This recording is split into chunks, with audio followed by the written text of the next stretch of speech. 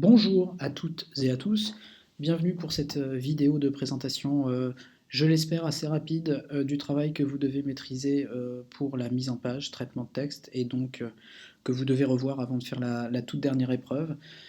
J'ai bien conscience que ces conditions ne sont pas optimales, il s'agit bien d'un rattrapage de cours qui n'a pas pu être fait en présentiel, et donc je demande votre plus grande tolérance pour la forme. Alors on va bien sûr avoir le sujet sous les yeux, il est là. Nous n'allons pas faire la partie création d'arborescence, hein, nous allons simplement nous intéresser à la partie traitement de texte. Vous aurez ensuite un petit questionnaire à remplir pour attester bien sûr de votre participation à ce cours. J'ai également à ma disposition de ce côté-ci la connexion en ligne avec l'adresse qui était bien précisée dans le sujet. J'ai accès aux 3 images, j'ai accès aux consignes pour LibreOffice et pour Word. Là, on va faire la démonstration sur Word. N'hésitez pas à me poser vos questions si vous êtes sous LibreOffice et que vous ne trouvez pas les mêmes fonctionnalités. Elles sont bien présentes, c'est à vous de les retrouver bien sûr. Quelques différences d'interface. Et puis le texte brut, on va s'en servir dans un instant. J'ai également à ma disposition le document final tel qu'il doit être fait, c'est-à-dire l'aperçu du travail terminé.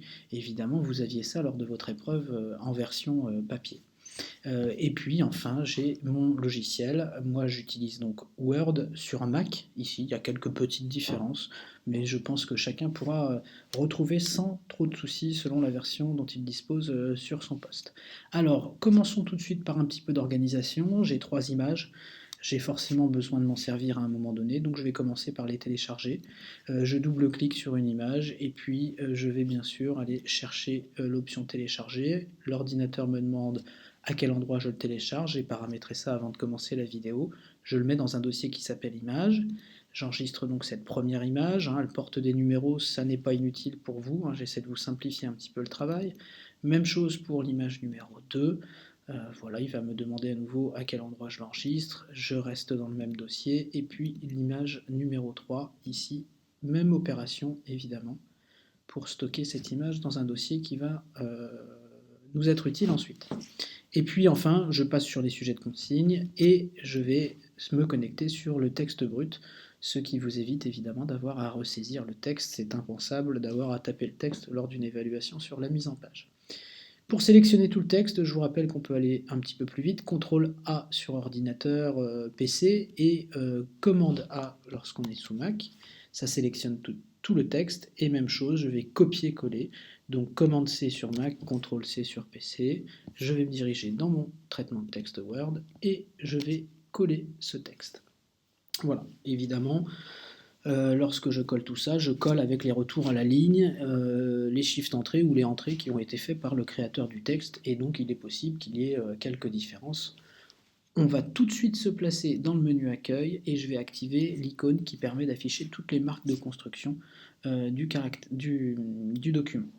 Alors évidemment, quelques petits soucis. Voilà.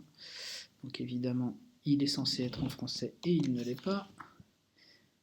Donc je vais tout de suite aller modifier cela. Hop, pour ne pas avoir un souci au niveau de l'affichage. Voilà. Donc j'affiche les marques de caractères, les voici, et donc je m'aperçois déjà que les changements de paragraphe ne sont pas forcément au bon endroit, donc c'est la première chose que l'on va faire par rapport au document qui est fourni au départ. Alors, le document qui est fourni, il est ici. Je vais pouvoir comparer tout de suite les différents paragraphes. Donc là, c'est un travail que vous devez faire assez rapidement dès le début. Le premier paragraphe se finit à agricole et enseignante. Je vais essayer forcément de retrouver la même chose. Donc agricole et enseignante, c'est ici. Et là, je fais bien un changement de paragraphe. J'enlève le petit espace et je fais entrer. Le paragraphe suivant se finit à dans les années 50. Donc même chose, je vais essayer de l'identifier dans le texte. Dans les années 50, c'est ici, je supprime l'espace et je fais entrer. Je vais vérifier ainsi sur les différents paragraphes. Donc je passe à nouveau sur le modèle, visage multiple, je vérifie, 1926, je le fais par 2, visage multiple, c'est ici, 1926. À partir de là, je pense que j'ai arrêté de vous embêter avec les shift entrées ou les entrées, c'était juste pour vérifier que vous étiez capable de le refaire. On va parler des marges, hein, on va parler du document. Moi, ce que j'aime bien faire, c'est m'assurer que tout le texte qui est saisi ici soit bien en texte normal, puisqu'on va utiliser les styles. Les styles se trouvent ici, en haut de l'écran. Donc je vais vérifier, je resélectionne à nouveau tout mon texte et j'applique à nouveau le style normal. Il est possible que ça change un peu parce que le style par défaut défini dans Word n'est peut-être pas le même selon la version du logiciel qu'on a. On ira le modifier, bien sûr, ensuite. Je reviens sur mes consignes. Donc, les marges personnalisées, 2,7 pour gauche et droite, 2,4 pour haut et bas. Et bien ça, on va aller rapidement le trouver. Donc, disposition, j'ai possibilité, alors encore une fois, hein, selon vos versions, vous n'aurez pas toujours les mêmes fonctionnalités au même endroit. Je vais aller de toute manière dans les marges personnalisées. Et donc là, j'ai possibilité d'aller changer, donc gauche et droite 2,7 et haut et bas 2,4. Je vais pouvoir voilà, ajuster les marges telles que c'est défini dans la consigne. Je vais simplifier un petit peu les choses en faisant passer mes consignes juste à côté. Nous gagnerons du temps. Les voici. Donc les marges personnalisées sont faites. L'entête et pied de page sont à écrire, donc tous les deux, en Arial 14, gras italique, centré. Et puis le numéro de page, je demandais de voir l'aperçu. On va être sur Mac, on n'aura pas tout à fait le même numéro de page, le même format, mais l'essentiel c'est que vous compreniez le principe. Donc Arial 14 gras italique. Sur l'aperçu, je m'aperçois donc effectivement en haut on devait marquer travail de prénom nom et puis le numéro de page était en bas à gauche. On va essayer de faire ça sur notre document. Donc l'entête, je clique 2 fois en haut de mon document pour accéder à l'entête. Je vais marquer mon contenu.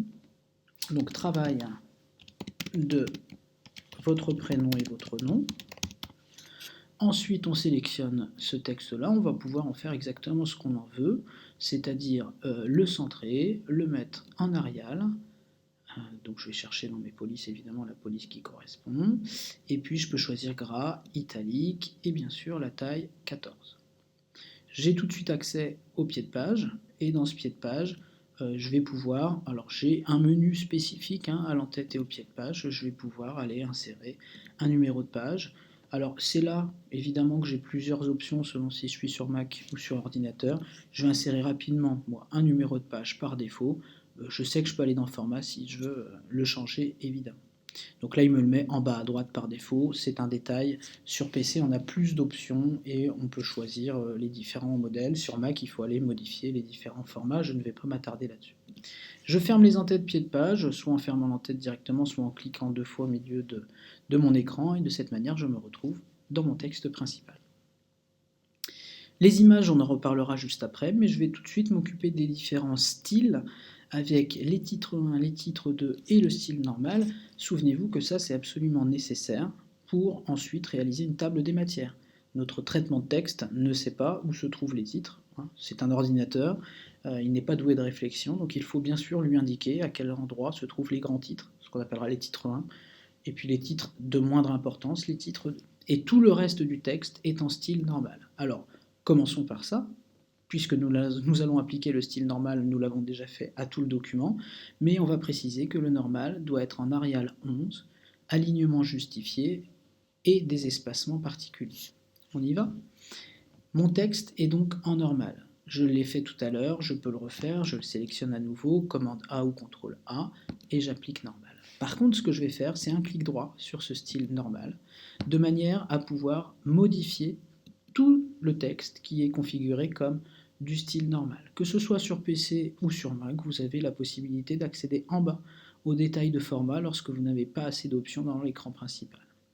Là, j'ai déjà quelques options qui me conviennent.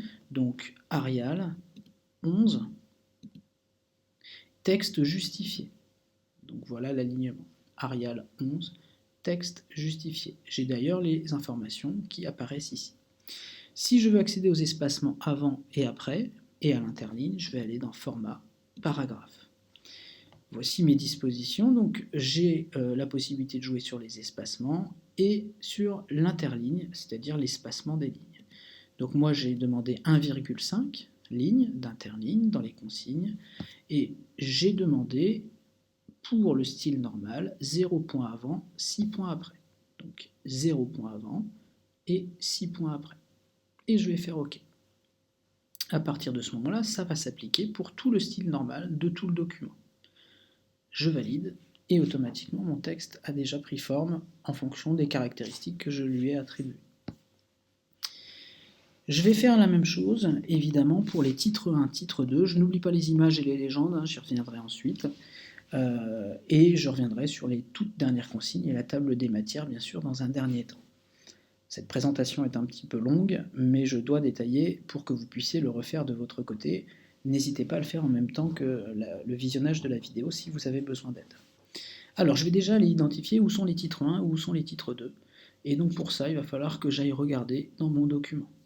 Le mieux est sans doute de partir de la table des matières, puisque là, je sais que les grands titres sont ici, en majuscule, dans cet exemple, et en grands caractères. Les titres 2 sont évidemment plus petits ici. Donc je vais chercher quelques dates, le contexte et le mouvement freiné, et je vais les mettre en titre 1. On y va. Quelques dates, c'est ici. Je n'ai pas besoin de sélectionner le texte, tout le paragraphe va être forcément configuré en titre 1. Donc je vais cliquer sur titre 1, voilà. Quelques dates. Je continue. Le contexte doit être également en titre 1. Et enfin, le mouvement freiné, titre 1. Les trois sont définis comme des titres de catégorie 1. Je vais retourner voir, j'ai deux titres 2, la classe coopérative, etc. et les praticiens chercheurs du savoir. Je vais retourner dans mon document. Donc, la classe coopérative, c'est ici, je vais appliquer un style titre 2. Et enfin, je dois avoir un petit peu plus bas les praticiens chercheurs du savoir, je vais appliquer également un titre 2. Évidemment, les couleurs ne correspondent pas, mais on va modifier les styles titre 1 et titre 2 justement tout de suite. Je me replace sur un titre 1. C'est important que votre curseur soit bien sur une famille, sur un style que l'on modifie. Sinon, évidemment, si je me mets au milieu du texte normal, il va faire passer tout le paragraphe en mode titre 1. Donc là, je suis bien sur quelques dates. Je fais un clic droit sur titre 1 et je vais venir modifier ce style de titre. Évidemment, je mets tout de suite en police automatique, noir, et je vais aller regarder ce qu'il faut comme attribut. Je retourne sur mon sujet, titre 1, regardez, c'est indiqué ici, j'ai tous les éléments. 18 gras, alignement gauche, c'est parti, 18. Alors c'est du Arial, 18 gras, alignement gauche, c'est donc ici. Je continue, espacement avant 24 points, après 12 points, interligne simple. Donc je vais aller dans format paragraphe pour ce style, espacement avant 12 points, après 24 points, interligne simple. Alors quand c'est simple, on laisse continu ou on met simple, ça dépend des versions évidemment. Et je vais pouvoir valider. L'interligne est bien notée simple ici. Alors qu'ai-je oublié? 24 avant, 12 points après. J'ai peut-être fait une erreur. C'est les conditions du direct. 24 points avant, pardon, et 12 points après. C'est plus logique dans ce sens-là. Je continue sur les attributs. Trame de fond grise et bordure simple en dessous. Même chose, j'ai pas les options ici. Donc je vais dans format, bordure, et c'est là que je trouve toutes les options de bordure et trame. Une bordure simple en dessous, attention, on choisit son style de bordure, on n'oublie pas de cliquer dans la miniature pour que ça s'applique. Trame de fond, je vais choisir grise, alors peu importe le gris, du moment que vous faites une trame de fond grise, et vous faites OK. Et à nouveau OK, je vais valider ce style pour tous les titres 1 du document. Automatiquement, mon titre 1 a été modifié, je peux vérifier tous les titres 1, donc les 3 titres 1 du document ont été modifiés. Je vais faire la même chose pour titre 2, avec évidemment d'autres choses. Je profite tout de suite pour noter que c'est Arial 12 gras italique, alignement gauche. Je vais aller me placer sur un titre 2, n'importe lequel des deux, et je vais aller modifier, clic droit sur le style de titre. Et on y va. Arial à nouveau, vous avez compris le principe, c'est exactement la même opération, couleur automatique. 12, gras italique. J'ai déjà oublié, alignement gauche, avant 12 points, après 6 points, donc alignement gauche, on va dans le format paragraphe pour les espacements, avant 12 points, après 6 points, interligne simple, bordure en pointillé en dessous et retrait à gauche de 2 cm. Le retrait à gauche, avant le texte, est ici, donc 2 cm. Et il ne nous manque plus que la bordure en pointillé. La bordure en pointillé, on va aller la trouver dans format bordure. Donc je retourne dans bordure, je choisis bien une bordure en pointillé, soit je l'applique, soit si elle s'est appliquée évidemment sur tout le tour parce que j'étais en encadré, je vais aller désélectionner celle que je ne veux pas, en cliquant dessus simplement. Ça me donne un aperçu et je valide ça pour tous les titres 2. Voilà qui est fait. Je retourne voir dans les consignes, et donc je vais m'occuper maintenant des différentes images. Je m'aperçois qu'à chaque fois on me demande 3 cm pour toutes les images, avec un alignement centré, un espacement avant de 12 points et après de 0 points. Donc je vais retenir ça, 3 cm, 12 points avant, 0 points après, et je vais essayer d'insérer les images au bon endroit. Alors c'est parti, il faut que je regarde bien sûr par rapport au document de départ. La première image est insérée après coopérative agricole et enseignante. Je ne m'occupe pas pour l'instant de la légende. Évidemment, j'avais numéroté les images pour que ce soit beaucoup plus facile. Je me place ici. Je vais créer un nouveau paragraphe en faisant entrer, et c'est dans ce nouveau paragraphe que je vais insérer mon image. On va voir ensuite les options de disposition. Insertion, image, à partir d'un fichier, et je vais choisir la première image. L'image est désormais insérée, elle est considérée comme un paragraphe. Je vais pouvoir, en cliquant sur format de l'image en haut, avoir des options particulières la concernant. J'ai dit hauteur de 3 cm pour chaque image. Je peux directement taper au clavier. La petite case ici signifie que le ratio est conservé. Dès que je fais entrer, elle va être redimensionnée automatiquement. Cette image doit être centrée. Je vais pouvoir exactement faire comme avec du texte. Et je vais pouvoir également jouer sur les options de disposition, c'est-à-dire l'espacement avant et l'espacement après. Dans les consignes, on vous disait bien image, espacement avant 12 points, après 0 points. Je vais l'appliquer donc avant 12 points, espace après 0 points. De cette manière-là, l'image est considérée avec cet espacement que je viens de définir. Je vais insérer les autres images de la même façon. Alors encore une fois, je vais regarder dans le modèle et je m'aperçois qu'après 1995, juste avant le titre, le contexte, j'ai la deuxième image. Donc ici, j'insère un nouveau paragraphe avec donc une image à partir d'un fichier, l'image numéro 2. Cette image, je fais exactement la même chose, je lui applique 3 cm de hauteur, je vais la centrer et je vais aller dans les options de disposition ou dans format paragraphe pour mettre 12 points avant et 0 points après. Alors les espacements dépendent aussi de ce qui est défini évidemment autour de l'image. Donc là par exemple, on a un titre qui lui-même a un espacement réservé avant. C'est pour ça qu'il ne vient pas se coller complètement à l'image. L'espacement avant est fait, l'espacement après est fait. Hop, avant 12 points, après 0 points. Voilà, je vais vérifier que la même chose est paramétrée pour l'image. Ici, il y a une petite erreur. Avant 12 points, après 0 points. Il me semble bien que mon curseur n'était pas placé correctement pour ces options de disposition. Il me reste la troisième image. Cette troisième image se trouve juste avant le titre « La classe coopérative ». J'y retourne, juste avant le titre « La classe coopérative ». Donc ici, et je vais simplement ajouter un paragraphe et insérer mon image. Exactement la même opération pour l'image numéro 3. Hauteur 3, pardon. Ensuite, je centre cette image.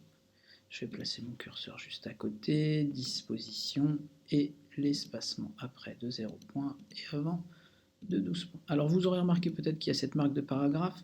Cette marque, elle appartient au pied de page sur Mac. Elle n'est pas visible dans le document. Les images sont faites. Il me reste maintenant les légendes des images. Et donc dans les consignes, les légendes ont un style en particulier. Je vais les retrouver. Les légendes des images sont à écrire. Arial 9 points, centré, 0 points avant, 12 points après. Donc je vais effectivement recopier du coup ces légendes.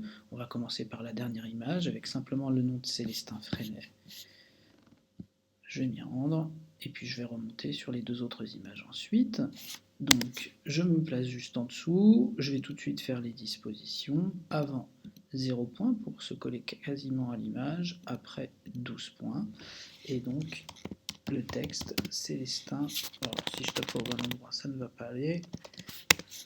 Voilà, je tape bien sûr dans le document Célestin Freinet. Et donc j'ai dit que ce paramètre, Arial 9 points, alignement centré, on y est, Arial, je sélectionne le texte, la bonne famille de police, Arial 9 points, alignement centré. Je vais avoir donc les autres légendes à faire de la même façon.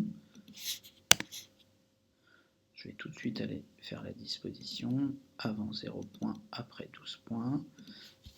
La légende de cette image, la deuxième, Célestin Freinet entouré de ses élèves, et je vais le taper, le saisir au clavier.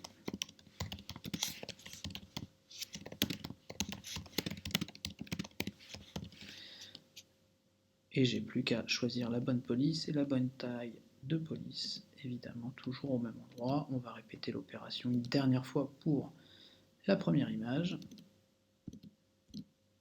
en 9, voilà. Même chose, disposition.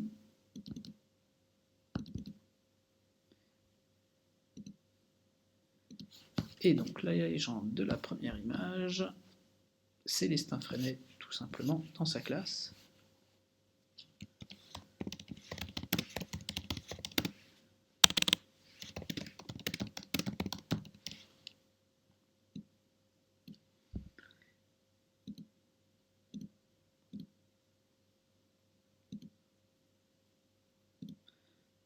Voilà. Les images, les légendes d'images sont faites. Il nous reste simplement quelques dernières toutes petites opérations. On va aller assez vite sur les dernières. Pour les derniers paragraphes, après le titre « Les praticiens chercheurs du savoir », effectuer une mise en 2 colonnes avec ligne séparatrice et un espacement de 1,2. On va aller voir sur le document ce que ça donne. Regardez bien. Donc c'est tout à la fin. Les praticiens chercheurs du savoir, tout le paragraphe est réparti sur 2 colonnes avec les options que je viens de dire. Alors il y a quelque chose qui est très important, c'est la sélection de votre texte. Il ne doit pas être saisi n'importe comment. J'en profite pour retirer les petits paragraphes vides qui ne servent à rien. Donc tout le paragraphe ici, tous les paragraphes, parce qu'en fait il y en a plusieurs, jusqu'à intensément, doivent être mis sur 2 colonnes. Alors voici la différence. Regardez, ma sélection s'arrête juste après le point. C'est différent de s'arrêter ici, ou bien de sélectionner l'espace qui suit, sur lequel il y a le symbole fin de paragraphe. Les 2 sélections ici sont différentes. Si je prends l'espace qui suit, je suggère qu'il va y avoir encore du texte de taper, et donc les colonnes ne vont pas être équilibrées. Moi, ce que je veux, c'est que les colonnes soient équilibrées, donc je m'arrête avant ce dernier espace, et seulement là, je vais dans Disposition, Colonnes, et je vais aller dans les options de colonnes. Je vais choisir 2 colonnes, je vais cocher une ligne séparatrice, et j'ai mon espacement de 1,2 qui peut être réglé ici. Et à partir de ce moment-là, ce sera bien équilibré. On remarque dans les marques de texte qu'il y a bien un saut de section avant et après la mise en 2 colonnes.